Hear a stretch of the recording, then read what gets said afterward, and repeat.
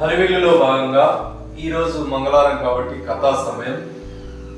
అయితే సహకారం అంటే ఒకరికొకరు సహాయం చేసుకోవడం, ధైర్యం అంటే మన లోపల ధైర్యం ఉండడం అనే విలువల్ని పెంపొందిస్తుంది. ఓకేనా? అలాంటి కథ మీకు చెప్పబోతున్నాను. అద్భుతమైన కథ, ఈ మధ్యనే జరిగిన నిజమైన సంఘటనను మీకు చెప్తున్నాను. ఓకేనా? అయితే ఆంధ్రాలో విజయవాడ, మున్నేరు, బుడనేరు ఆ ప్రాంతాల్లో వరదలు వచ్చినాయి. బాగా మొన్నటి వర్షాలకు వరదలు, విపరీతమైన వరదలు వచ్చినాయి. ఊళ్ళో పుళ్ళు కొట్టుకుపోయాయి, ఊళ్ళో పుళ్ళు నిండిపోయాయి.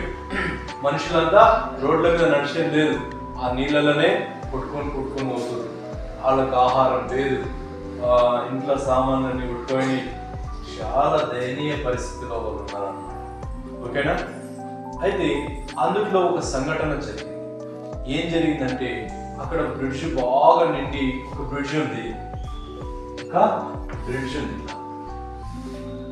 బ్రిడ్జ్ కింద నీళ్ళు పోతాయి కదా, అది బాగా ఎత్తు వచ్చినందుకు చూడ్డానికని కొంతమంది ఈ కట్టలా ఉంటుంది కదా, ఆ కట్ట మీద పోయి చూసుకుంటా నిలబడ్డారు. ఒక 9 మంది ఉంటారు.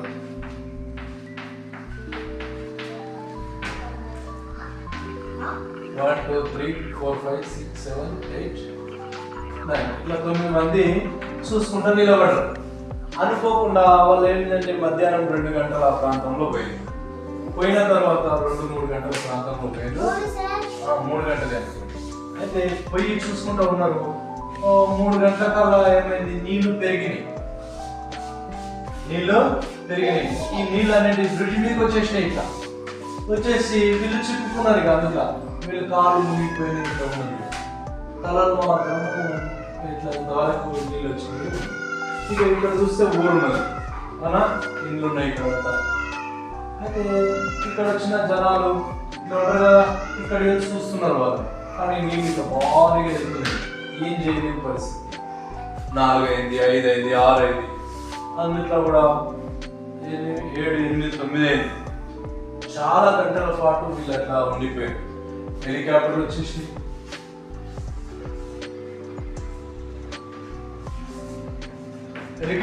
కూడా చూసి మేమేం చేయలేము, వాతావరణం బాగాలేదని తిరిగి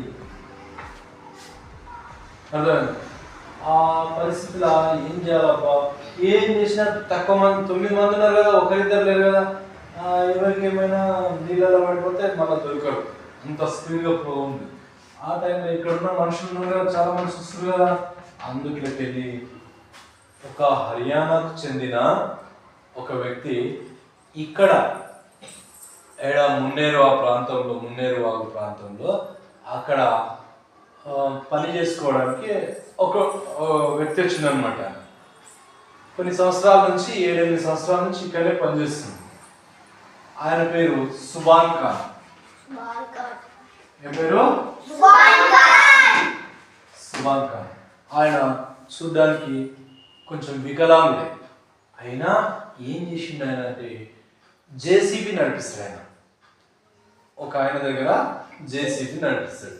జేసీబీ నడిపించే వ్యక్తి ఇట్లా కాదు అని చెప్పి నేను ఒకసారి ట్రై చేస్తా అంటా అని జేసీబీని, ఇప్పుడు జేసీబీ ఉంటుంది కదా,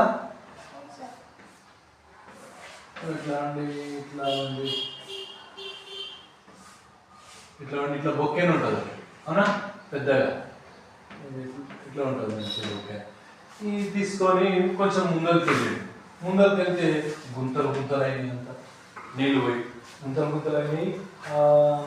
ఒకసారి నీళ్ళు బాగా ఫ్లో ఉన్నాయని చెప్పి 1-2 సార్లు రాత్రి 9 గంటల 10 గంటల ప్రాంతంలో 2 సార్లు పోయి తిరిగి వచ్చి అన్ని చూసుకున్నాడు, ఎక్కడెక్కడ ఏమున్నదని. ఈ బొక్కెంతో ఇట్లా నీళ్ళలో పెట్టి గట్టిగా ఉందా లేదా అని చూసుకొని రాత్రి 11 ఆ సమయంలో 11 గంటలకు ఇక్కడున్న మనుషులంతా ఫోన్ లైట్లు, ఫోకస్ లైట్లు ఇస్తుంది కనిపించేటట్లా.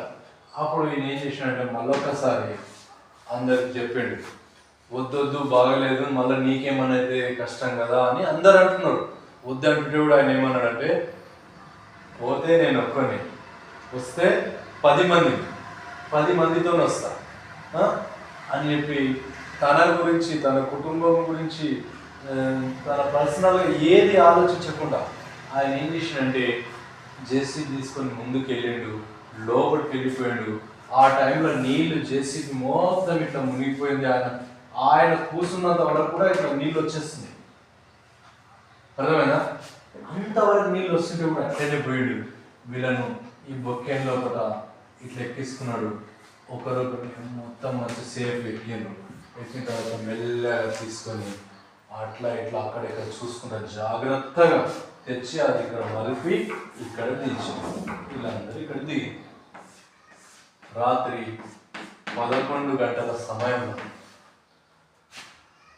అంతకు ప్రాణాలకు తెగించి సమాజం కోసం హెలికాప్టర్లో కూడా వచ్చిన వాళ్ళు రిస్క్ చేయని పరిస్థితి ఉంటే కూడా ఆయన వీళ్ళని కాపాడాలనే ఉద్దేశంతోనే అంత తెగించి ఒక్కసారిగా వాళ్ళందరి ప్రాణాలను కాపాడాడు. ఆయనకు ఒకసారి చప్పట్లు కొడదామా?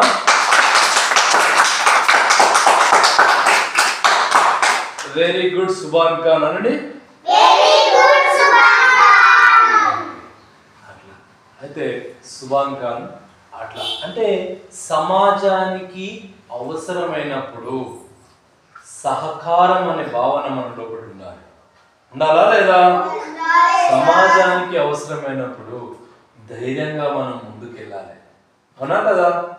మరి అట్లాంటి గొప్ప వ్యక్తులను మనము కొన్ని సంఘటనలు మనకు చూపిస్తాయి. ఇప్పుడు ఆయన ఒక్కడనే కాదు, ఆ వరద పరిస్థితులలో వాగులలో కొట్టుకుపోయే వాళ్ళని కూడా చాలా మంది యువకులు తాళ్లతోని జాలీలతోని వాళ్ళు ఒకరొకరిని అనుకొని వేలాది మందిని వందలాది మందిని కాపాడిండ్రు. వాళ్ళందరికీ కూడా వెరీ గుడ్,